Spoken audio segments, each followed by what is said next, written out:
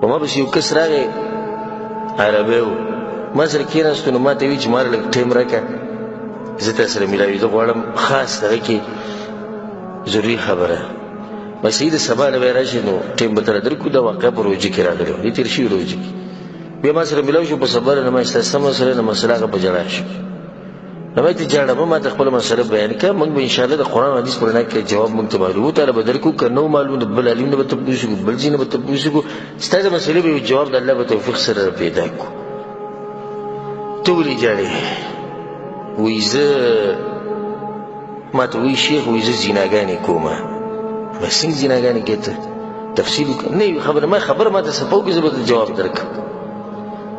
وایي په دې موبایل او انټرنیټ باندې زه په مخه د دې لغړو زنانو والعیاذ بالله د دوی فلمونه او تصویران ګورم او په خپل لاس باندې شهوت پوره کوم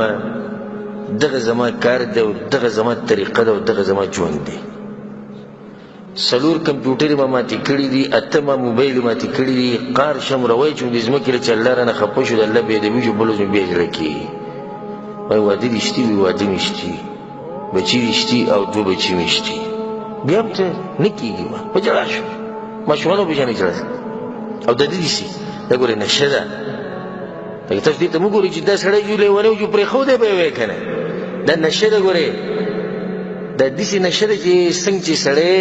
سګرټ نسوار چرس هیروین استعمالي ته خشن دا نشه ده دا به لازم ګوري داسې به سړی عادت شي د خپلې زنانه سره به دې بیا نه لګي او دې نقصان لم راځم چې د دې موبایلو د لاسه زمونږ ښځې زمونږ بدې شوي دي ولې ځکه چې دې کې دا لغړې لغړې زنانې والعیاذ بالله سړی د انډیا جنۍ ده د انګریزانو جنۍ ده هغې قسمه قسم جامې چې زموږ هغه سادهګانې جنکۍ دي سادهګانې ښځې دي هغو د غټې غټې کپړې چې ولي د په ډېرو پیسو نه پوهېږي نه د زړه د خپلو نه څه شو ادې تور شو چې وړ جنکۍ خو داسې ښځې داسې دا زموږ د ښځې دي کور یې څه شو کور یې تباه شو دشمن په خپل مقصد کې څه شو کامیاب شو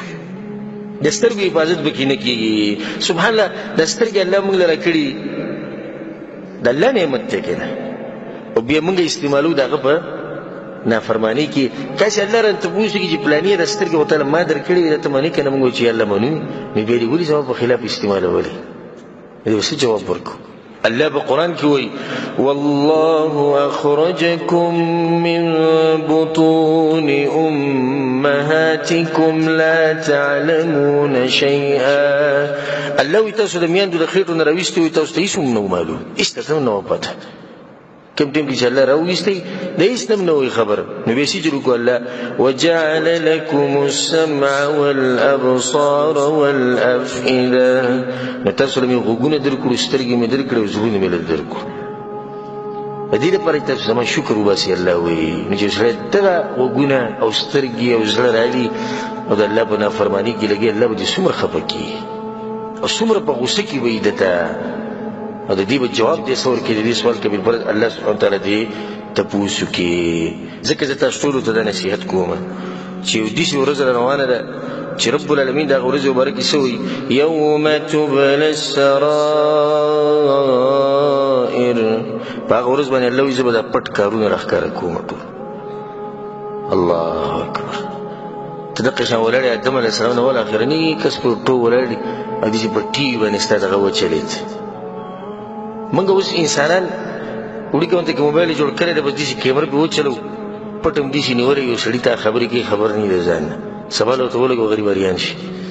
دا خو مخلوقاتو دا چل کړی د خالق مبارک هم څه خیال دی چې هغه به دا څنګه ریکارډ کړي چې دا درته داسې په پټه باندې ولګي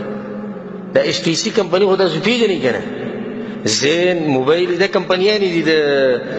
موبایلو او د سیمانو د دې کمپنیانې دي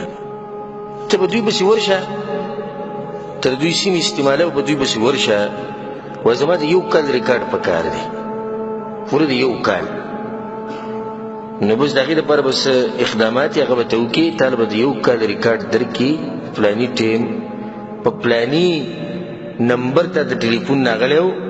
او تا د هغه سره 2 منټه او 14 سکنډه خبرې کړې وې زه خیر دی په دې کې زما دغه ونه شو زما د خبرې په کار دي دا 2 منټه 14 سکنډه خبرې چې دغه زما په کار دا نمبر والا د دې لپاره بس اقدامات وکړي هغه خبرې به هم تاته میلاو شي دا خو د مخلوقاتو ایجاد کړی شوی شی دی د رب العالمین مبارک مې څه خیال دی چې دا به هغه څنګه ټیپ کړي دا ریکارډ به د هغه سره نه وي پروت چې ستا دا ریکارډ راولي دی ژوند دا ټول دې چې مخامخ درته واچي چې دا ستا هغه ریکارډ و دغه پلانې وخت و ته غلی پټ ناست وي یو ځای کې فلمونه دې کتل ته پټ ناست وي ټي وي دې لګولی او ناست وي زنانو ته دې کتل ناست وي انټرنېټ کې راړولی او الله نه نه یېرېدې هغې به ته څه جواب ورکړي نو دا زموږ تاسو ته نصیحت دی چې دغه ورځ ځان ته یاده ساتئ